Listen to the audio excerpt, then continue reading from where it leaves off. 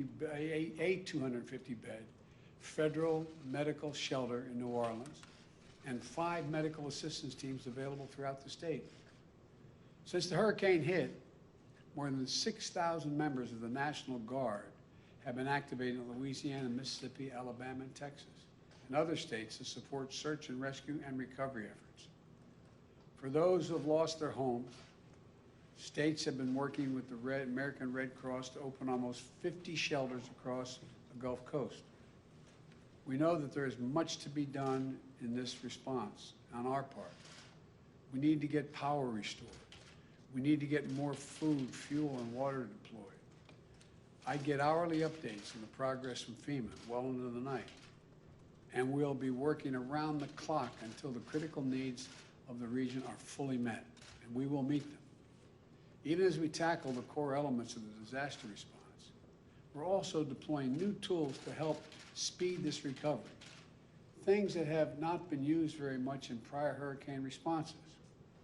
Working with private companies that own and operate the lifeline infrastructure, like electricity and communications, we've used the latest technology to accelerate restoration of power and cell phone service. It's beginning to get back up, but there's a long way to go.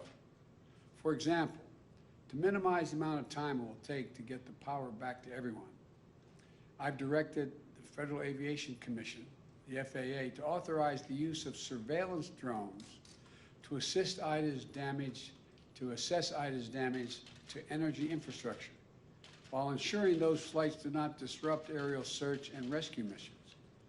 Likewise, I've asked the Pentagon, the Department of Homeland Security, and the Department of Energy to immediately make available any satellite imagery they can help provide in assessing the extent of the damage.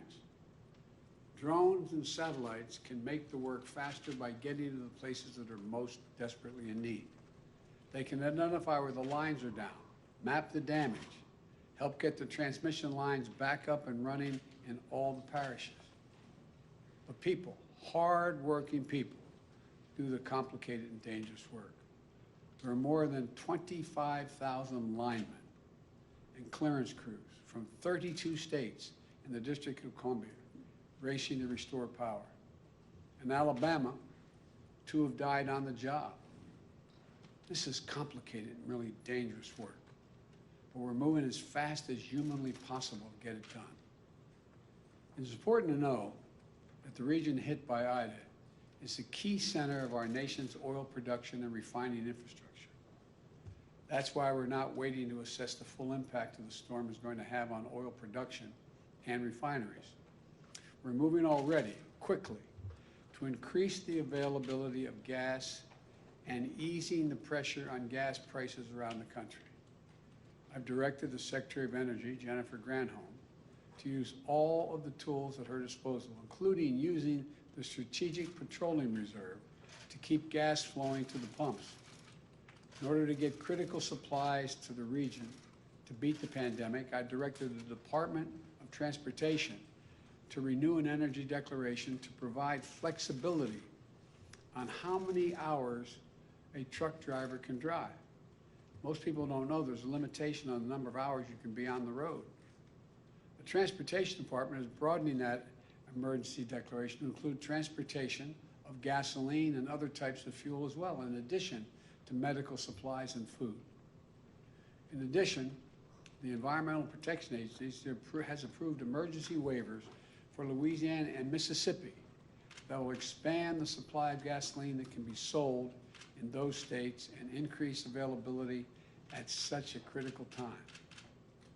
These actions should help reduce the risk of gas shortages and price increases as a result of the hurricane. We also know a lot of people lost cell phone service because their particular carrier's tower went down or got damaged. A few days ago, I asked the Federal Communications Commission, the FCC, and my White House team to work with the cell phone companies to allow customers to use roaming services. So that means that folks in the area should be able to get a signal no matter what carrier they're in. If their one carrier's down, they can roam and use another carrier they're not part of, they're not signed up with. Just think of the sons and the daughters, and the moms and dads and loved ones trying to reach each other, and the feeling of fear, maybe something happened, and it's just because they can't, the cell phone's not working. Think of the millions of people reaching out for help. This is important and it's critical. Now, a lot of private companies and public entities are doing their part. Today, I'm calling on insurance companies not to evade their responsibility to keep the priorities they made to their customers and the promises they made, and help some folks who are hurting. Here's the deal. FEMA is providing critical need assistance, for example, to help with a hotel bill you racked up because you couldn't stay in your home during the hurricane. The Department of Housing and Urban Affairs, HUD, is also offering assistance to families in impacted areas. But right now, we're hearing reports that some insurance companies may deny coverage for additional living assistance expenses unless the homeowner was under a mandatory evacuation order. So people pay their insurance premiums. They're supposed to get payments from their insurance companies for relocation costs. But insurance companies, in the face of the strongest storm since 1850, say, no, we're not going to pay you what we owe you. Because the fact is, parishes in Louisiana, like New Orleans and St. John's, issued a voluntary evacuation order at first and may not have even had enough time to make a mandatory one as the storm moved in so fast. Other parishes, a voluntary evacuation order suggested that residents could try to protect themselves by sheltering in place against the ferocious winds. We can all understand why folks felt safest leaving their homes and going elsewhere, out of the path of the devastating storm. No one fled this killer storm because they were looking for a vacation or a road trip, or able to stay in a hotel. They left their homes because they felt it was flee or risk death. There's nothing voluntary about that. So I'm calling on the private insurance companies right now, at this critical moment. Don't hide behind the fine print and technicality. Do your job. Keep your commitments to your communities that you insure. Do the right thing. And pay your policyholders what you owe them to cover the cost of temporary housing in the midst of a natural disaster. Help those in need. That's what all of us need to do. That's what we're trying to do. FEMA has pushed out $77 million to the people of Louisiana so far, individuals. My message to the people of the Gulf Coast, who I'm going to visit tomorrow, we are here for you. And we're making sure the response and recovery is equitable so that those hit hardest get the resources they need and are not left behind.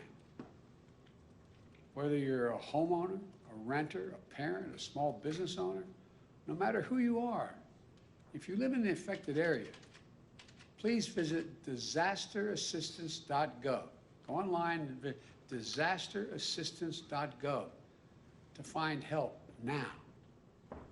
That's disasterassistance.gov. Or call 1-800-621-FEMA, F-E-M-A.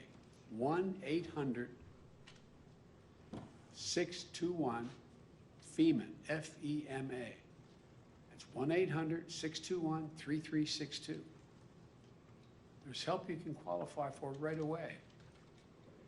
I've tasked my senior advisor, Cedric Richmond, New Orleans neighbor and former congressman from Louisiana's 2nd District for 10 years, to lead this relief effort. He knows the area, he knows the people, he knows how to get things done, and he knows they get things done when local, state, and federal level are all working together alongside the private sector.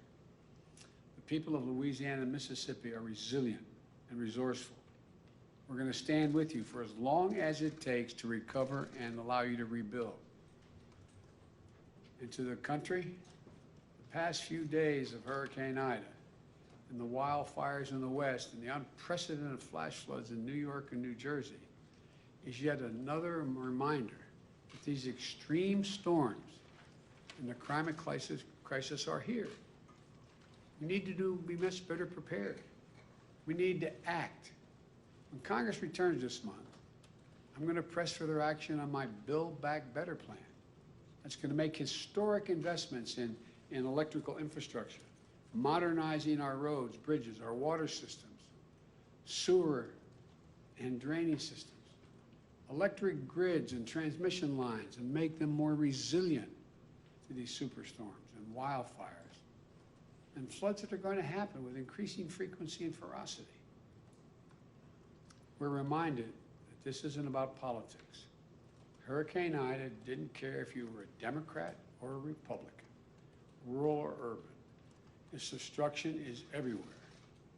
And it's a matter of life and death, and we're all in this together. This is one of the great challenges of our time. But I'm confident we'll meet it. We're the United States of America. And there's simply nothing, you've heard me say it before, nothing beyond our capacity when we work together. So for all those who are still in harm's way, or all those struggling to deal with the aftermath of these storms and fires, say, God bless you. Keep the faith. Everyone working day and night to look out for their fellow Americans is what this is about. We're going to get this done. Thank you. Mr. President, you called for a whole of government, sir. For a whole of government in Texas, sir.